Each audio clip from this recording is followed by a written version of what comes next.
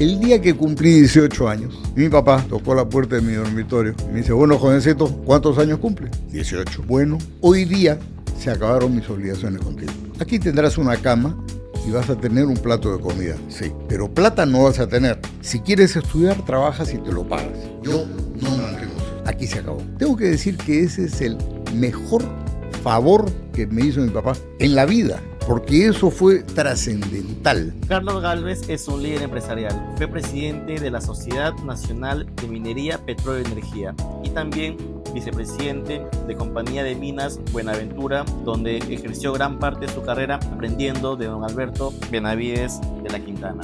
También es egresado ilustre de la Universidad Nacional Federico Villarreal. En esta entrevista nos comparte su historia, consejos y visión sobre el Perú. El ingeniero Alberto Benavides, a quien ciertamente todos tenemos un extraordinario recuerdo, un gran mentor, y él me iba poniendo desafíos. De jefe de tesorería pasé a ser subgerente de finanzas, de subgerente de finanzas y sistemas de información. Yo recuerdo que le digo a Roque, yo de sistemas no sé nada. Y me dijo, justamente por eso, porque no esperamos que seas el especialista de los bits y los bytes. Lo que queremos es que gerencies el área y que logre resultados de esa área.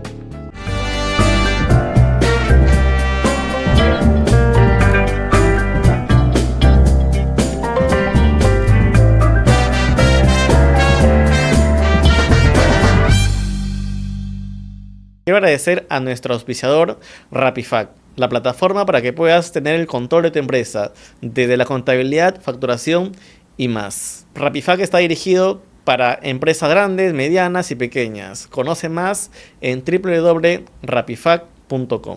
Bienvenidos a un nuevo episodio del podcast Gurú Motivación. Como cada semana compartimos historias de personas que crean un impacto positivo en la sociedad.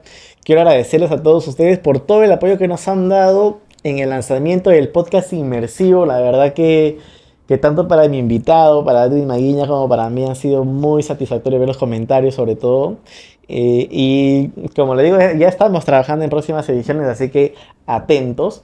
Y también contarles que este 14 de julio tenemos nuestro Gurú High Experience segunda edición, así que va a estar muy bueno, no se lo pierdan. Y hoy tengo una entrevista, la verdad que va a ser muy inspiradora. Yo tengo el gusto ya de conocer a mi invitado muchos años. Está en el estudio Carlos Gálvez, ex vicepresidente de Minas Buenaventura, ex presidente de la Sociedad Nacional de Minería, Petróleo y Energía, y es un producto de la Universidad Pública, egresado ilustre de la Universidad Nacional Federico Villarreal. ¿Cómo estás, Carlos? Muchas gracias por aceptar la invitación al podcast. Hola, Jimmy, ¿cómo estás? Muchas gracias a ti por la invitación, siempre un gusto. Bueno, tú eres un gurú por la experiencia, por la forma en cómo piensas. Yo tengo una responsabilidad en esta hora de desaprovechar el máximo de tu expertise y sobre todo esos consejos que nos pueda dejar después de tantos años de vida profesional. Me gustaría partir un poco de tu biografía. Cuéntame un poco sobre tu niñez, cómo fuiste avanzando y por qué decidiste estudiar en la Universidad Nacional Federico Villarreal. Bueno, esa es una historia un poco larga. Primero, el origen de mi familia. Mi familia es una familia típica peruana de clase media. Soy hijo de militar, a mucho orgullo. Eso me ha permitido conocer todo el Perú, vivir en muchos rincones del Perú, e incluso, como te comentaba fuera de cámaras, mis primeras letras las aprendí a los casi 3 años en un cuartel, en Querecotillo, cerca de la frontera con el Ecuador. Eso es algo inédito, muy poca gente puede contar eso. Recuerdo que me recogía un soldadito antes de sus clases y entonces yo aprendía las letras con ellos, típico con mi cartillita, A de ala, ¿no? D de dedo, ¿no? Y entonces eso me enseñó a amar el Perú, a amar mi patria y a amar sus instituciones. Hice mis estudios normales en el Colegio San Luis de Barranco, Maristas. Terminé por estas cosas de los cambios de colocación, con una estadía de 2 años en Iquitos, ¿no? Es donde estudié tercero y cuarto de primaria, y terminé el colegio en Arequipa. Mira tú los lugares distintos a los que uno va acompañando justamente al padre de familia, que en cada cambio de colocación, pues tú tienes que ir con ellos. Y terminé el colegio cumpliendo 16 años. Cumplo en noviembre, ahí cumplí 16 años, terminaba yo el colegio. Recuerdo que cuando yo iba a terminar el colegio, mi papá me preguntaba, bueno, hijito, ¿y qué cosa quieres estudiar? Yo le dije, arquitectura.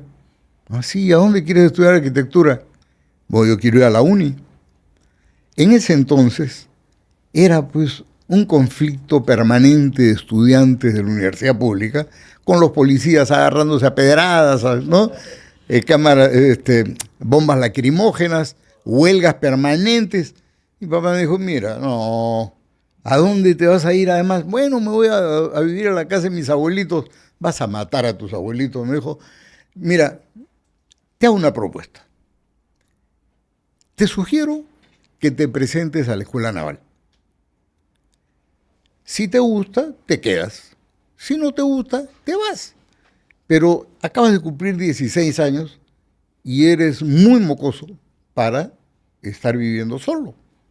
Entonces, ahí terminarás de formarte, ya te digo, y tienes una carrera. A mí me entró berrinche y digo, bueno, ¿y qué pasa si no quiero? ¿No? Bueno, si no quieres, la cosa es bien fácil. Me dijo, aquí tenemos al costado del cuartel Salaberry, en Arequipa, vas a hacer tu servicio militar obligatorio, ¿qué te parece? Así es que ante tan buenas alternativas opté por presentarme a la Escuela Naval y ahí estuve. Tuve un paso efímero, el año de aspirante, y y bueno, le dije a mi papá, bueno, tal como me dijiste, si me gusta me quedo, si no me gusta me voy. ¿Y qué cosa quiere decirte? Sí, sí me quiero ir. Ok, correcto. Pedí mi baja, me fui. Y entonces vino la siguiente pregunta, bueno, ¿y qué cosa vas a estudiar? La verdad es que en la escuela la formación te orienta mucho a la ingeniería. Y entonces me dijo, bueno, quiero estudiar ingeniería mecánica eléctrica. Ah, sí, muy bien. ¿Y a dónde? A la uni. De nuevo. De nuevo a la uni. Terco. Y él me dijo, no, mejor anda a la católica. Pero papá, anda a la católica. Bueno, me presenté, entré a la Universidad Católica, ingresé, muy bien, pero dio la casualidad, ya acababa de cumplir 17 años y era la primera vez que estaba yo solo, suelto en plaza y sin el yugo de una escuela. Entonces, para ser absolutamente honesto, me tuve que ir de la Católica antes de que me voten. Porque más que estudiar, me dediqué a la juerga. Así es que el día que cumplí 18 años, mi papá tocó la puerta de mi dormitorio y me dice, bueno, jovencito, ¿cuántos años cumple? 18. Bueno, hoy día se acabaron mis obligaciones contigo. Aquí tendrás una cama y vas a tener un plato de comida, sí. Pero plata no vas a tener. Si quieres estudiar, trabajas y te lo pagas. Yo no mantengo ocioso. Aquí se acabó. Tengo que decir que ese es el mejor favor que me hizo mi papá en la vida, porque eso fue trascendental. En ese momento, con lo poco o nada que sabía, bueno, tengo que reconocer que la educación escolar en su tiempo, más lo que había tenido en la escuela y en la universidad, por vago que haya sido, te ponían en un nivel de conocimiento muy superior al que hay hoy día, definitivamente. Y entonces me puse a buscar trabajo. Y encontré trabajo de ayudante de chupe, literalmente, en el Banco Minero del Perú. Ese fue mi acercamiento a la industria minera. Ahí aprendí de cómo era el negocio y cómo se debía manejar. Y creo que eso da pie a muchas de las ideas que llevo respecto del manejo y promoción de la pequeña minería y de la minería a pequeña escala, en términos generales. Porque creo que hay un potencial ahí que tenemos que desarrollar. Pues ahí me pasé 7 años de mi vida.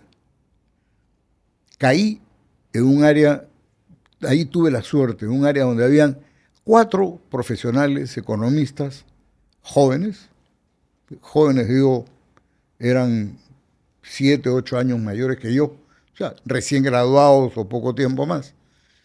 Y ellos fueron los que me indujeron a estudiar economía. Empecé a entender de qué se trataba. Cierto es que uno cuando tiene 15, 16, no sabe qué cosa es lo que... Y bueno, así fue la cosa. Y entonces dije, ¿y ahora cómo hago?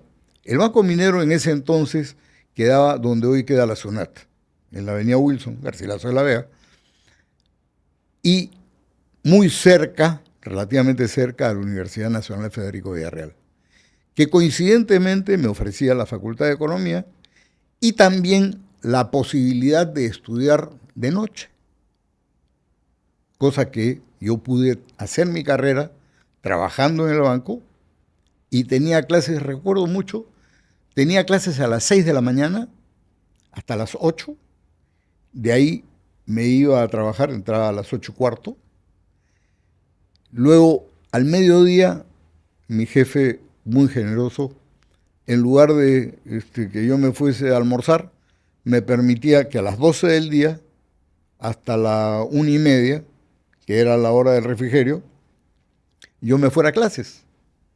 Me iba corriendo a clases, me comía cualquier cosa en el camino, mi lonchera, ¿no es cierto? Y regresaba a trabajar hasta las 5:30 de la tarde. Y a las 6 de la tarde iba a la universidad y ahí en el campus, ¿cómo se llama? En el local de la universidad, en el patio, había una cafetería donde me comía mi pan con huevo frito y mi Coca-Cola. Tenía clases hasta las 10 de la noche. A esa hora agarraba el busing, que lo tomaba en el Teatro Colón, y del Teatro Colón me iba hasta el último paradero que quedaba en límite de Chorrillos con Barranco. Así hice mi carrera. A propósito, para no perder el tiempo, porque yo ya tenía la carga emocional de haber perdido 2 años de mi vida, aproveché siempre los veranos, de tal manera que estudiaba en los ciclos de verano para ir poniéndome a tono, y a pesar de las huelgas pude realizar mi carrera en 5 años calendario, ¿no? Vale decir, en 4 años académicos para poder compensar las paralizaciones y la huelga. Un logro en una universidad pública, ¿no? Bueno, es que eso significa el esfuerzo individual. Por eso yo siempre repito que no hay universidad buena ni mala. Hay estudiante bueno y malo. Si tú vas a una universidad privada de renombre, ¿cuál es la diferencia? La diferencia es que en esa universidad te van a exigir que estés todos los días, que cumplas con las tareas que te han mandado todos los días, ¿no es cierto? En una universidad pública a ti te van a dejar libertad y tú vas a tener que demostrar que cumples. Y la prueba ácida de todo eso es cómo te va después en la vida. Entonces, eso fue lo que ocurrió. Yo recuerdo el hecho de haber, por ejemplo, hecho mi carrera trabajando, me permitió aprender mucho de finanzas en mi trabajo. Entonces, cuando llevé el curso de finanzas en la universidad, mi nota final fue 20. Y lo que trajo como consecuencia que mi catedrático, por supuesto ya fue mi chochera, me dijo: oye, Carlos, ¿no quieres ser el jefe de prácticas del curso en el ciclo siguiente? Bueno, el jefe de prácticas en el fondo se convirtió en el profesor del curso durante 1 año y medio, 2 años, porque básicamente yo dictaba el curso. Eso, claro, es un logro que le agradezco a mi profesor que me dio la oportunidad, porque eso a su vez me puso en un ligero nivel de superioridad respecto de mis compañeros, Ah, porque yo era el profesor de ellos en alguno de los cursos cuando teníamos que ir juntos en otros cursos, ¿no? Entonces, eso me dio más aplomo, eso me permitió hablar en público, eso, habilidades que va desarrollando. habilidades que uno va Sí. desarrollando y que no son parte de la formación académica universitaria, sino que es parte de esas habilidades blandas que solo las desarrollas en el campo. Terminé la carrera y justo terminando la carrera o al año siguiente, Alfonso Brasini, que había sido mi gerente en el área del Banco Minero, me pasó la voz. Él era el gerente de finanzas y administración de Buenaventura. Ahí le jaló a Buenaventura. ¿Qué pasaba? Lo que ocurre es que su jefe de tesorería, que era Mercedes Benavides, había decidido casarse. Y le dijo, bueno, me voy a casar, me voy a dedicar a mi familia, por lo menos por un buen tiempo no voy a trabajar, sería bueno que busques a alguien, ¿no? Y entonces Alfonso se acordó de mí, me pasó la voz y él me llevó al banco. Y entré como jefe de tesorería.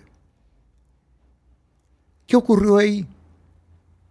Tengo que reconocer que Buenaventura me ha dado, como siempre repito, jamás voy a poder retribuirle a Buenaventura lo que Buenaventura me ha dado. Porque me acogió como miembro de una familia, como acoge a todos sus colaboradores. Me dio la oportunidad y pagó mi maestría. La hice aquí en la Universidad del Pacífico. En el año 85, Alfonso Brasini decide separarse de Buenaventura y asume la gerencia de Finanzas y Administración Roque. Somos amigos ya jovencitos, pues, ¿no? Y entonces, bueno, conversando me dice, oye, Carlos, tú no hablas inglés, ¿no? No, bueno, me dijo, si no hablas inglés, tu carrera va a ser muy corta. No vas a tener muchas posibilidades de desarrollarte. Así es que te sugiero que te pongas a estudiar inglés. Y efectivamente, me pusieron un profesor y estuve estudiando inglés en Buenaventura. Tempranito, a las 6 de la mañana, tenía un profesor y hasta las 8 de la mañana. Y luego de eso, me mandaron 3 meses a Boston a estudiar inglés. Como yo siempre repito, no es que haya aprendido mucho inglés, pero lo bueno es que perdí la vergüenza. Entonces, eso me permitió muchas oportunidades y abrirme las posibilidades de mi carrera. Porque en el tiempo fui asumiendo otras responsabilidades, que esa es otra de las cosas que probablemente sean características. Nunca he dicho no a los desafíos que me han puesto por delante. El ingeniero Alberto Benavides, a quien ciertamente todos tenemos un extraordinario recuerdo, un gran mentor, para mí un privilegio haber tenido un mentor de las calidades del ingeniero Alberto Benavides. Él, por supuesto, iba monitoreando todas estas cosas que te estoy diciendo y él me iba poniendo desafíos. De jefe de tesorería pasé a ser subgerente de finanzas, de subgerente de finanzas y sistemas de información. Yo recuerdo que le digo a Roque, Roque, yo de sistemas no sé nada. ¿A mí por qué me ponen esta responsabilidad? Y me dijo, justamente por eso. Porque no esperamos que seas el especialista de los bits y los bytes. Lo que queremos es que gerencies el área y que logre resultados de esa área. Y así como eso, después me hicieron subgerente de finanzas y administración. Con lo cual, además de las dos cosas que tenía, la contabilidad también pasó a mi responsabilidad la comercialización, la logística, la administración. Todas estas cosas se fueron agrupando. Como quiera que la cosa seguía creciendo y yo seguía sin decirle no a nada, ahí fue donde aprendí que esto que si tú quieres que algo se haga bien y rápido, busca al que esté más ocupado. Y esa lección funciona. Porque ese no te va a decir que no y se las va a agenciar y va a arreglar. Y entonces empecé a asumir cosas hasta que llegó el momento en que se generó un problema de gerencia en el consorcio energético de Huancavelica, que es una subsidiaria de transmisión eléctrica constituida bajo el liderazgo de don Alberto por 7 compañías mineras que justificaron instalar un transformador en Huancavelica porque desde siempre la energía de la hidroeléctrica del Mantaro que abastecía a Lima, los cables pasaban por los techos de la ciudad de Huancavelica y Huancavelica no tenía luz eléctrica. Y entonces el doctor Barúa, ministro de Economía y Finanzas en ese momento, que tenía bajo su responsabilidad Huancavelica, fue a visitar Huancavelica, el ingeniero Alberto Benavides fue a recibirlo a la estación del tren, porque llegó en el Tren Macho. Y cuando esto ocurrió, la población lo esperaba al ministro de Economía con velas, en señal de protesta, porque Huancavelica no tenía luz eléctrica. Y ahí fue que, ¿cómo se llama? El doctor Barúa le dice, oye, ingeniero, ¿cómo podemos hacer? ¿Qué podríamos hacer? Y don Alberto se las ingenió para constituir un consorcio de estas 7 compañías mineras bajo su liderazgo, conseguir el financiamiento, que en ese entonces lo financiaron el BID con el Banco Minero de un lado y la IFC del Banco Mundial de otro lado. Y bueno, con eso se construyó, pero esto fracasó económicamente, tuvo un problema. Y entonces el gerente de ese entonces, que tuvo que lidiar además con todo el terrorismo, porque las torres de alta tensión eran blancos para eso. Él era, pues, ¿no? Sí. Se las volaban como nada. Tuvo que hacer ahí un gran trabajo, pero desde el punto de vista económico-financiero tuvo un problema. Y entonces ahí don Alberto me convocó y me dijo, bueno, puedes además de esto manejarla de... Ya no quiero saber más del consorcio, me dijo. Esto es un lindo proyecto social, pero económicamente no funciona. Así es que ve lo que haces. Ve lo que haces. Lo vendes, lo regalas, yo no sé. No quiero volver a escuchar esto.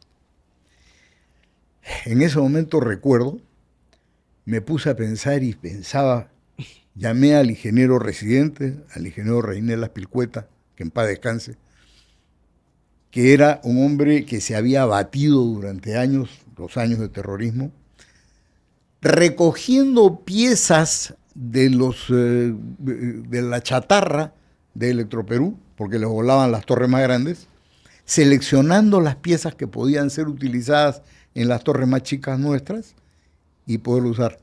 Él con su equipo hizo un trabajo heroico y mantuvo en operación durante toda la época de terrorismo sin pedir dinero. Wow. O sea, resolviendo eso con fierros de la chatarra, hasta que nos volaron la subestación de Ingenio. Pues bien, este hombre con su equipo y con muy pocos recursos, hasta amarrado con pita, reconstruyó la subestación de Ingenio, que siguió dándole servicio. Entonces ya tenías la subestación de Friaspata, que es donde estaba el transformador de 220, de allí salían de 220 a 60, en 60 kilovoltios esto se llevaba a Ingenio y a Caudalosa, donde estaba precisamente el sistema de transmisión que manejaba Conegua. Y un paréntesis ahí, daban electricidad ustedes a la ciudad también y aparte a las unidades mineras, me imagino. O sea, de ahí. No exactamente. Lo que pasa es que el hecho de haber justificado con esta inversión ese transformador permitió que Electroperú pudiese tener la disposición de energía para poder darle a esa ciudad. Ya. Desde allí hemos atendido a 3 o 4 provincias, 10 distritos, ¿no? Con una circunstancia particular. No era solamente alumbrado, sino era energía trifásica, lo que permite poder dar suministro para pequeños talleres y pequeñas actividades, mover pequeñas máquinas, ¿no? Entonces, eso fue un gran impulso. Como te digo, me dieron ese encargo y el encargo lo cumplí tan mal que ni vendí, ni regalé, porque no tenía forma. Recuerda que en ese entonces, esto era en los 90s, el gobierno estaba privatizando todo y ciertamente no te recibía de vuelta nada por más social que sea. Y entonces llegó la oportunidad. Buenaventura necesitaba una línea de transmisión de Parac-Chachagua, de Parac-Cha 2 a Uchucchacua, la mina de Uchucchacua. Y entonces nos ocupamos de gestionar la construcción de esa línea, de operarla y mantenerla, y con el mismo equipo de gente operar las 2 líneas. Esa fue precisamente la reflexión. ¿Qué hago? Yo decía, los fierros no los puedo vender porque no me los paga nadie. La concesión no vale nada. Esto tiene pérdidas. ¿Qué cosa es lo que tengo? Y lo que tenía era gente. Entonces dije, si yo dejo que esta gente se vaya, esta gente va a crear valor para otras empresas cuando necesitamos que cree valor en nuestra empresa. Entonces por eso nos quedamos con estas 2 líneas de Huancavelica. Luego los hicimos cargo de la operación y mantenimiento de la línea de Parac-Chachagua, y más adelante apareció Yanacocha, que tenía la necesidad de una línea de 220 kilovoltios de Trujillo a Cajamarca. Y hasta la mina, porque antes Cajamarca se abastecía de una línea precaria de 60 kilovoltios ya no recuerdo exactamente cuál era el origen y destino, pero necesitaba esta línea de 220. Y entonces un día se me aparece el gerente de Yanacocha y me dice, Carlos, necesitamos que Conegua construya la línea. Y dije, estás loco, ¿no? En esas circunstancias, recuerdo, don Alberto estaba de viaje, no tenía mi directorio. En esas circunstancias me dice, necesitamos que el lunes me des una respuesta. Sí o sí. Que ni el lunes, quería ahí. No, le dije, ni hablar, no tengo forma. No tengo un número, no sé de qué línea me estás hablando. Y entonces, yo no soy ingeniero, lo único que he aprendido en mi vida es a negociar. Entonces, dije, mira, vamos a hacer una cosa. ¿Tú qué cosa es lo que tienes? Bueno, se me han presentado 3 compañías. No voy a dar los nombres por razones obvias, pero 3 compañías importantes, una española, una americana y otra más que ya no recuerdo. Y un consorcio nacional, perdón. Y todos habían, tenían el deseo de construir, pero querían ser constructores.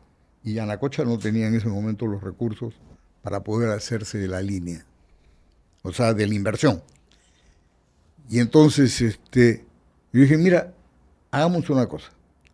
Dame las propuestas y yo voy a ver si me puedo sustituir a la mejor oferta. Estamos viernes, yo no puedo abrir y cerrar los ojos, déjame estudiar el problema el fin de semana y el lunes yo te contesto. Para el lunes yo no iba a tener a mi directorio tampoco. Claro. ¿No? Y entonces, pero revisé la cosa esta y al final llegué a la conclusión de que podíamos sustituirnos a la mejor oferta que habían recibido, con una condición: que me suscriban un contrato take or pay por la línea.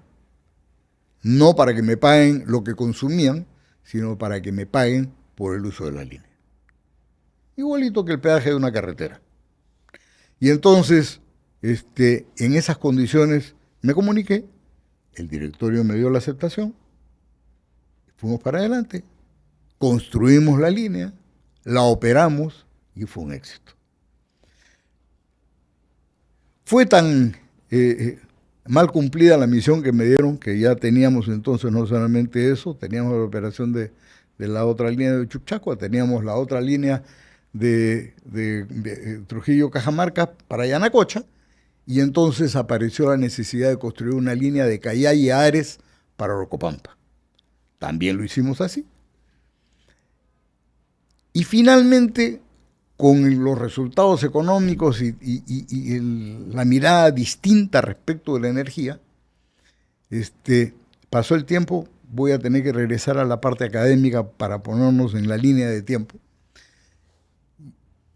Bueno, he estado hablando mucho de la parte eléctrica, pero voy a tener que seguir hablando del desarrollo dentro de Buenaventura. Pasaron los años y en el año 1990, la situación de Buenaventura era crítica. El gobierno de Alan García había destruido la actividad. Tuvimos que pedir un aumento de capital porque estábamos descapitalizados. Y con solo decirte que en el año 1990 la inflación era 7.482%. O sea, seguramente tu auditorio, los chicos, no tienen una idea de lo que eso significa, y el numerito 7.482% de inflación le significa nada. Yo se los voy a graficar rápidamente. Eso significa que los precios se duplican cada 13 días. Cada 13 días los precios eran el doble. Entonces, ¿qué pasó ahí? Llegamos a un extremo absurdo. El impacto económico del manejo financiero llegó a ser muchas veces más importante que el impacto económico de la parte operativa y de producción. Del cómo compras, cómo pagas, cómo te agencias el financiamiento, cómo tomas ventaja, porque además teníamos un 17,5% de impuesto a las ventas, o sea, que te quitaban, y además tenías dólar MUC. O sea, tú recibías un tipo de cambio abajo y tenías que comprar a este tipo de cambio de locos. El recuerdo que tengo es que en el año 1990 la capitalización bursátil de Buenaventura, que listaba en bolsa, era de 20 millones de dólares. Te repito el número, 20 millones de dólares. Durante ese tiempo, Buenaventura había estado haciendo muchas cosas. No solamente las 4 unidades operativas que tenía, Julcani, Uchucchacua, Recuperada y Orcopampa, y las digo en ese orden porque decíamos, juro, ¿no? Para que no se olvide. Julcani, Uchucchacua, Recuperada y Orcopampa. Bueno, y habíamos estado avanzando en otras cosas. Don Alberto, que era un gran impulsor de las exploraciones, había estado justamente impulsando las exploraciones en Yanacocha, qué sé yo. Y por otro lado, también había ocurrido que nosotros teníamos en el directorio y como accionista al BRGM de Francia, del gobierno francés. Cuando entró Mitterrand al gobierno, llamó a su gente del BRGM y le dijo, el gobierno francés no va a invertir más en exploraciones, en las exploraciones offshore, ¿no? Y entonces, si ustedes tienen proyectos, pues busquen quién vaya a pagar, quién vaya a financiar eso. Y entonces el gerente de BRGM en el Perú, y que era además miembro del directorio de Buenaventura, se acercó donde don Alberto y le propuso el poder hacer que Buenaventura participe de una holding para que Buenaventura pague el 100% de las exploraciones y adquiera el 35% del valor de los activos que tenían, que eran exploraciones nada más. Y entonces, bueno, pues don Alberto aceptó, fuimos adelante, y así es como fue que participamos activamente en Yanacocha. Ah, sí, claro, sí. Para hacer la historia larga de Yanacocha en corto, se decidió ir en el año 92 adelante con el proyecto de Yanacocha, en unas circunstancias muy particulares.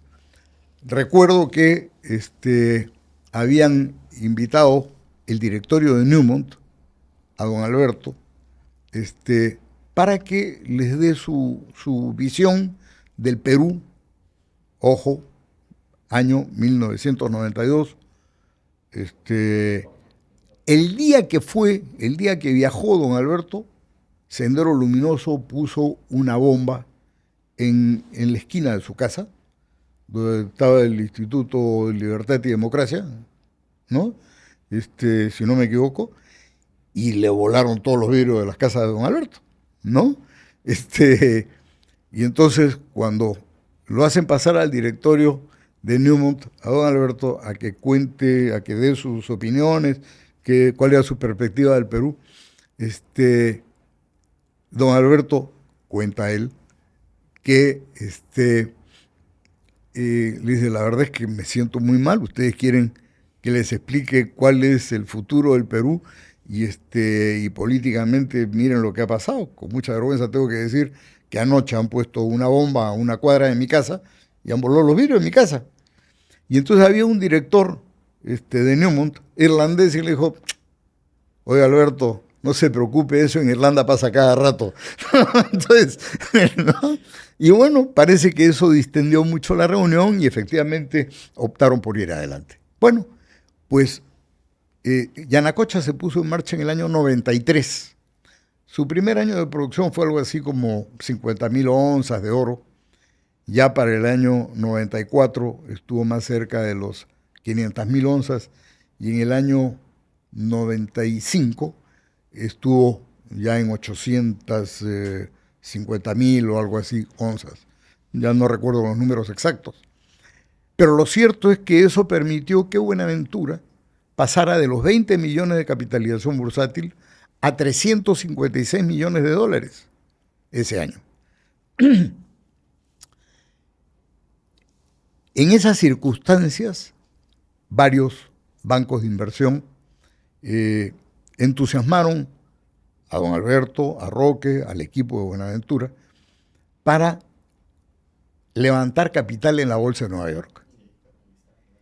Y entonces se empezó a hacer el trabajo en el año 95 y Buenaventura emitió un ADR, lo que se llama Full Listing, nivel 3, para poder levantar capital. Y allí levantamos algo así como 125 millones de dólares ese año 96, mayo del 96. Entonces, y las cosas fueron progresando de lo más bien, porque eso trajo como consecuencia que inmediatamente Buenaventura pagara una opción que tuvo para adquirir el 9.2% de Cerro Verde. Con lo cual la cosa ya empezaba pues a constituirse de una manera diferente. Y de allí hemos ido progresando hasta llegar a una capitalización bursátil de más de 13.000 millones de dólares.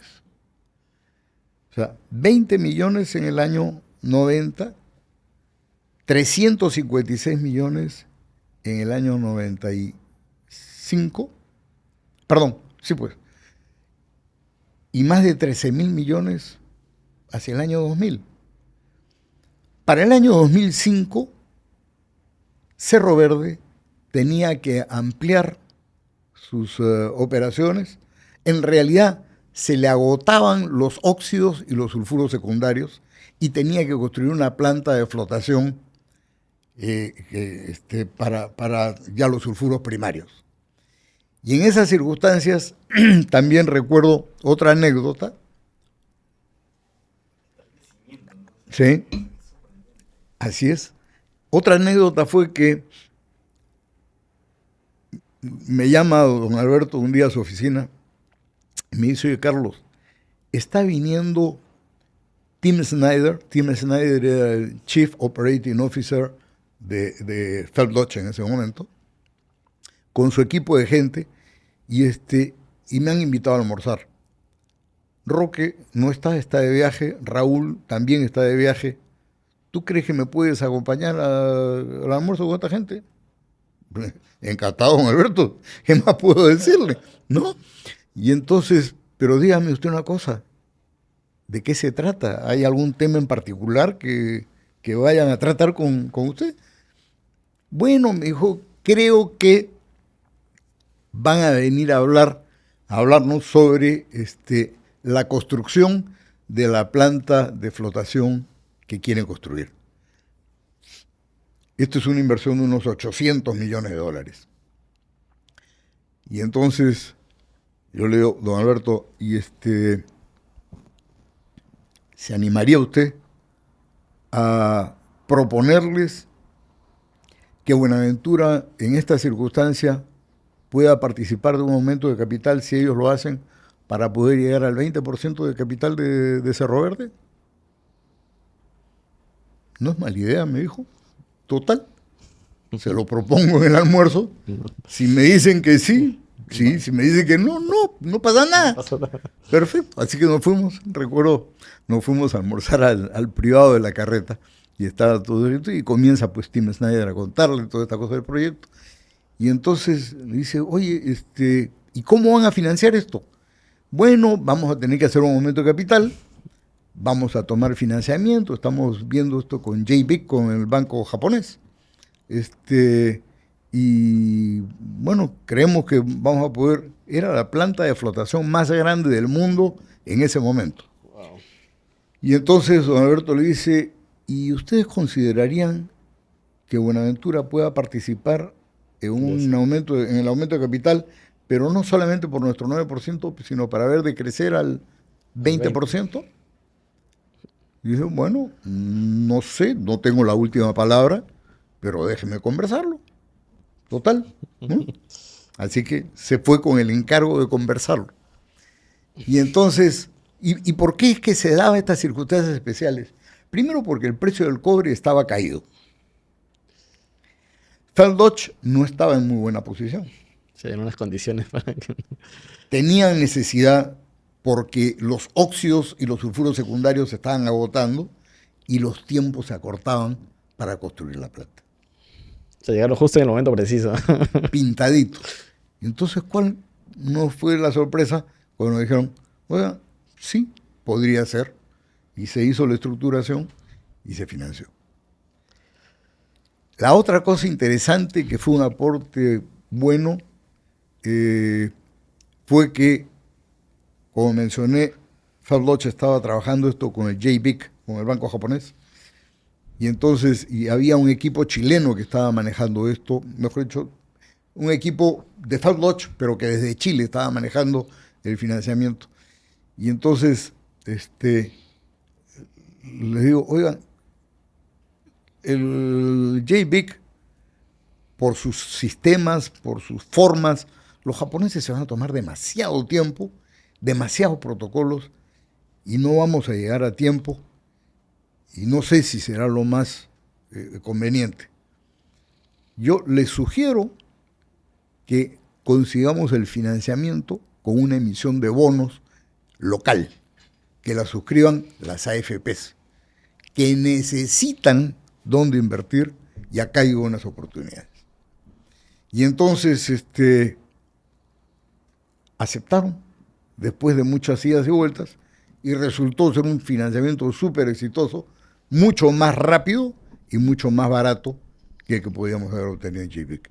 Y así fue como crecimos y avanzamos.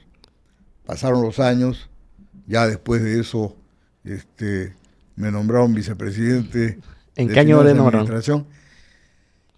¿En qué año? Esto ha sido vicepresidente de Finanzas y Administración en el año, sí, 2006, 2007, por ahí. Y ya pues, el resto es historia ya corta, reciente y conocida. Y ahí yo también le pregunté a Roque cuando vino esa huella que deja Don Alberto, ¿no? Yo Sí, una vez le claro. escuché hablar a usted, no sé en dónde, o leí que también le pagó un estudio en Harvard.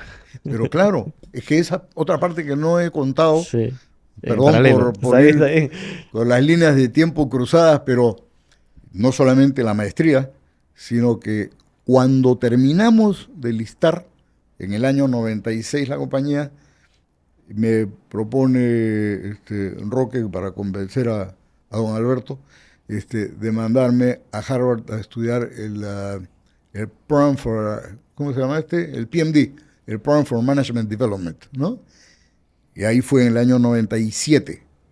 Y después en el año 2005, Buenaventura me mandó de nuevo a Harvard al Advanced Management Program. Entonces, como te digo, y lo dije al comienzo, no tengo forma de retribuirle a Buenaventura todo lo que Buenaventura ha hecho por mí, por mi familia, ciertamente, ¿no? Claro. Y en ¿qué más recuerda de esa época tan bonita? Porque luego, bueno, usted ha sido presidente de la Sociedad de Minería después, ha estado muy activo en varios gremios, y ya luego tratando de también haciendo retribución a la sociedad, ¿no? Con toda la experiencia que usted ha ido teniendo y todo lo demás, ¿no? Bueno, justamente el tema gremial me llevó mucho a eso. Eh, Ciertamente, Buenaventura me propuso para ser presidente de la sociedad. Esto fue en el año 2015, estuve 2015-2016, y una de las cosas que me propuse fue dedicarme mucho a acercarme a las universidades, acercarme a la juventud, a hablarles del Perú, a hablarles de los emprendimientos mineros y de lo que la industria minera significa de bondad para el Perú. Claro. Porque no puede ser que vivamos de espaldas a una industria tan potente que da más del 60% de las exportaciones, 21% de la recaudación fiscal del impuesto a la renta, la mitad de la renta generada por cada empresa es impuestos. Entonces, la reflexión que yo le quiero hacer, no solamente al gobierno, sino se la quiero hacer a la sociedad, es, oigan, en cada proyecto minero que no desarrollamos, el Perú, no los accionistas, el Perú está perdiendo la mitad de esa renta. Si ese proyecto va a generar 100 millones, pues 50 millones son de la nación, son de todos los peruanos.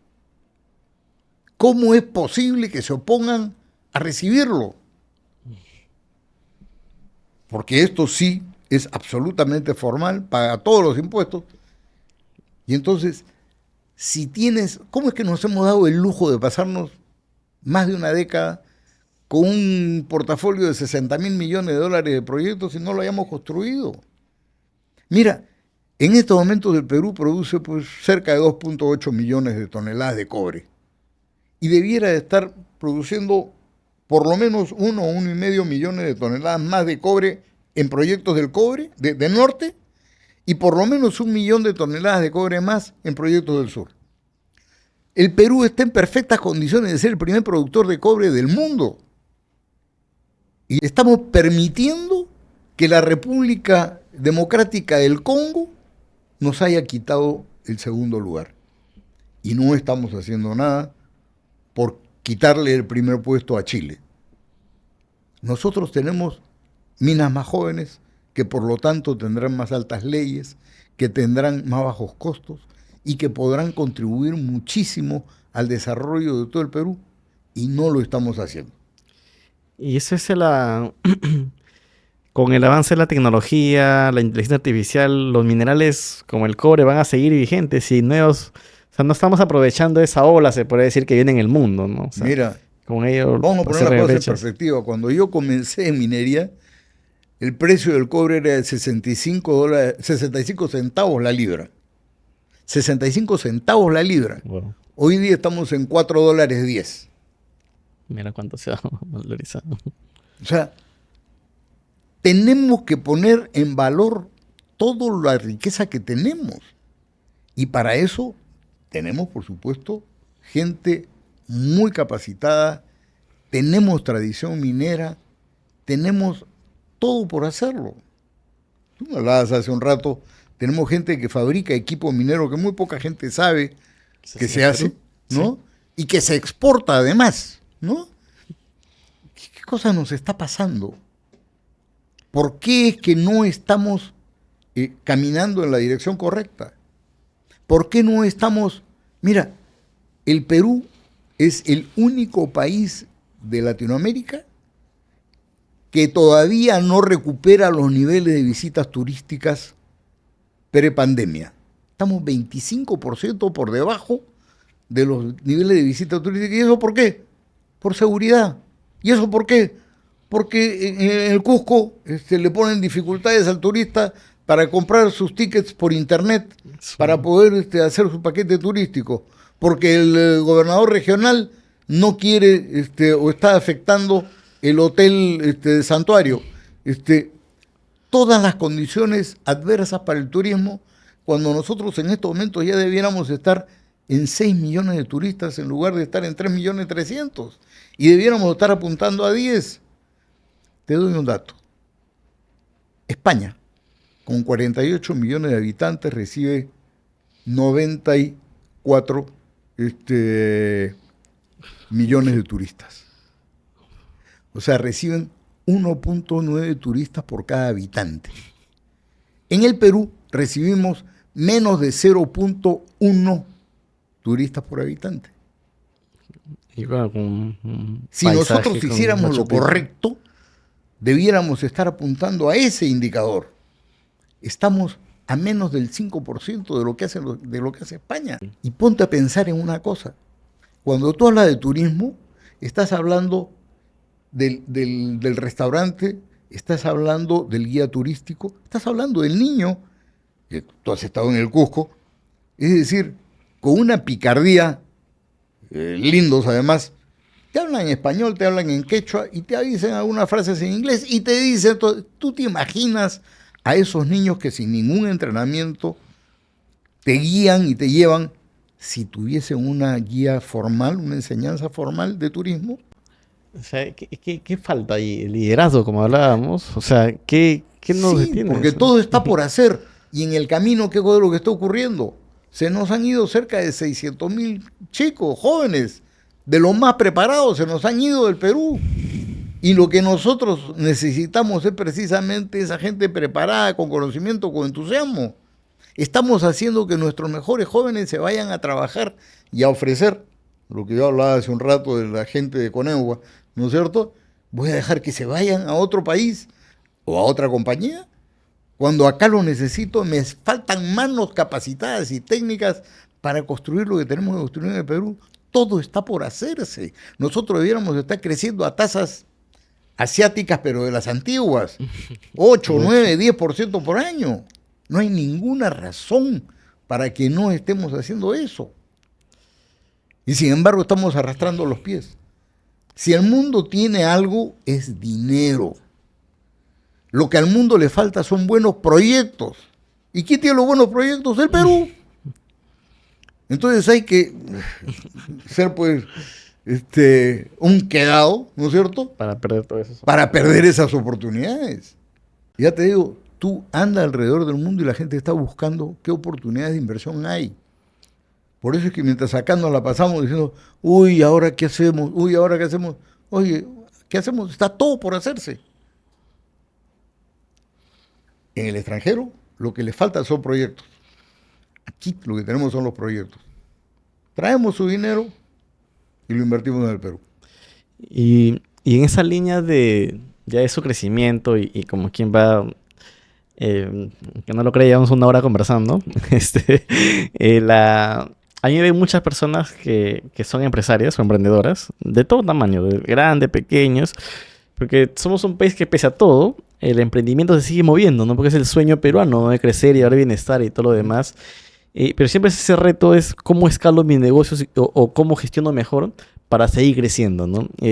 Porque ese crecimiento hay empleo, hay dinamismo, impuestos, todo lo demás, ¿no? Entonces siempre me gusta preguntar a mis invitados con mucha experiencia, sobre todo como tuve en management, ¿qué les aconsejarías? ¿Qué estrategias se pueden aplicar para que sus negocios sigan creciendo? ¿Qué hacer y qué no se puede hacer?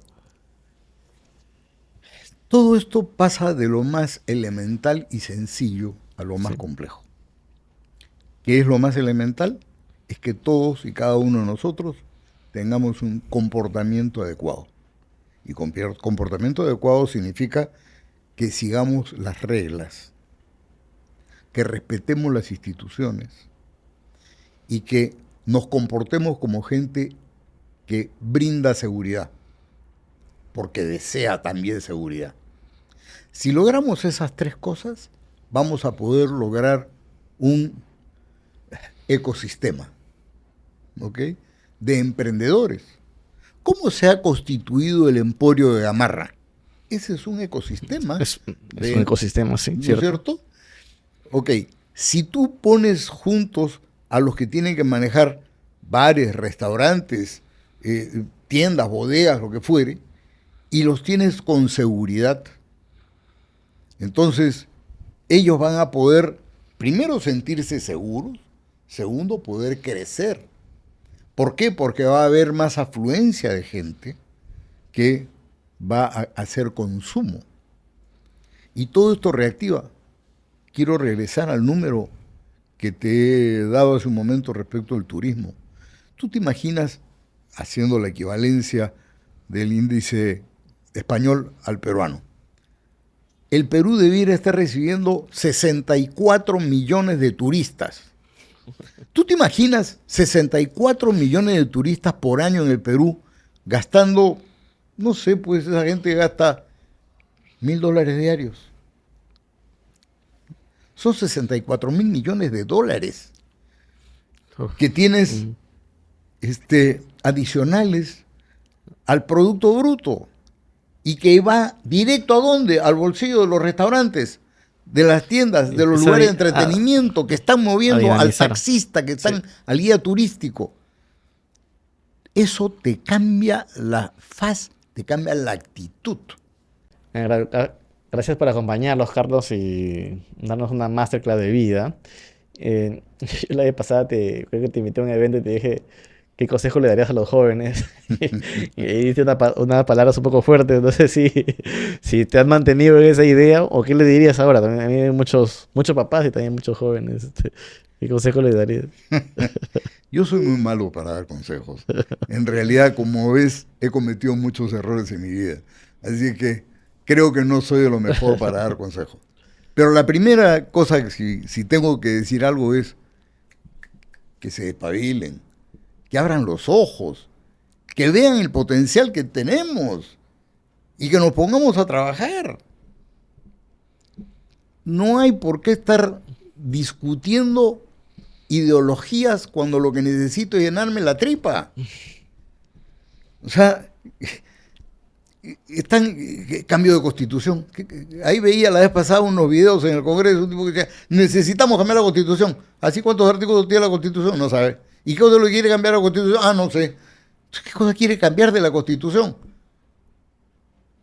Y nadie está diciendo qué es lo que tienen que hacer para resolver el problema. Y resolver el problema comienza con educación. Por ahí empieza.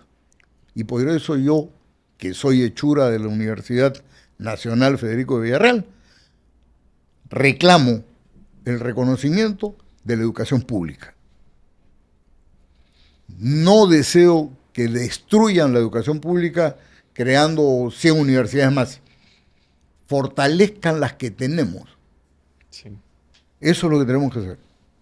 Y ese concepto tuyo de éxito ahora, cuando ya jubilado o bueno, director de empresas, pero como tú dices, ese consejo que te dio tu papá, o más que consejo, también Consejo, ¿no? ya no Una fue patada. consejo, ya fue una acción Así es, en mis 4 que letras. te hizo madurar súper rápido, pero que Sí. te transforma de la forma.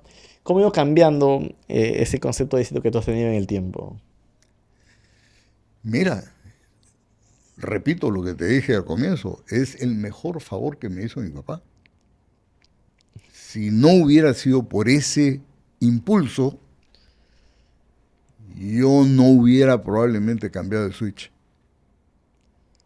Y entonces, cuando tú dices, uy, ¿y ahora qué hago para comer? ¿Qué hago para comer? Comienzo a trabajar, pues. ¿No es cierto? Pues, Ya está. Y ahora, ¿cómo? ¿Y aquí me voy a quedar? No, tienes que estudiar. Entonces, te agencias, buscas. Pero para eso tienes que tener formación, tienes que tener valores, tienes que tener varias condiciones y una sociedad que te acompañe. y los valores, Carlos, ¿qué tan importante crees que es para el crecimiento personal, empresarial? Fundamentales. Porque a veces dicen el mundo es chico, ¿no? Y no se hace reputación. Mira, los valores son fundamentales. Por eso es que reclamo tanto la educación escolar. Tú me contabas hace un rato los malos consejos que te daban tus profesores del colegio. Sí, sí. Delincuentes esos que te inducían a tener una actitud de izquierda y estar dispuesto también a cometer actos delictivos. Muy, muy A fuerte. cambio de eso, o en cambio, lo que ellos han debido es inculcarte valores cívicos, valores morales, valores religiosos. Cómo ser un hombre de bien y cómo apoyar el desarrollo de tu país. Porque, como alguien decía por ahí, Dios, patria y familia son las 3 cosas que tenemos que trabajar. En Dios se asienta todos nuestros principios. La patria, el amor a la patria es único, pero todo esto pasa fundamentalmente por la familia. Y la familia es el núcleo fundamental de esta sociedad. Perfecto. Muchas gracias por acompañarnos, Carlos. Y ahora sí, ya en despedida, un mensaje final que nos quieras dar a nuestro público que nos está viendo y estoy seguro que les ha gustado toda tu experiencia y tu visión del país. Y como tú dices, no tienes filtros para decir las cosas y así debe ser. Lamentablemente no tengo filtros, y yo creo que ya no me queda para más mensajes. Yo creo que el mensaje fundamental es seamos positivos, levantémonos la visera para ver el futuro. Uno nunca debe de tropezarse con lo primero que encuentra. La vez pasada alguien me preguntaba un programa sobre qué hacer pues con esta turbulencia, con estos problemas que se dan al corto plazo. Y decía, oye, cuando tú estás parado en la orilla de la playa y se te viene una ola, ¿tú qué haces? ¿Te paras a enfrentar la ola? No, te metes debajo de la ola, ¿no es cierto? Pero no te dejas apabullar por la ola. Tienes que mirar la inmensidad que te ofrece el océano. Y eso es lo que tenemos en el Perú, un océano. Pero claro, para entrar ahí tienes que entrar por la playa y tienes que darte primero con las olas. Gracias por vernos. No se olviden de compartir y comentar. Ustedes saben que cada semana estamos compartiendo nuevas historias y muy pronto un nuevo podcast inmersivo, esta vez desde Arequipa, nuestra querida Arequipa, nuestro país del extranjero. Nos vemos. Cuídense. Un fuerte abrazo.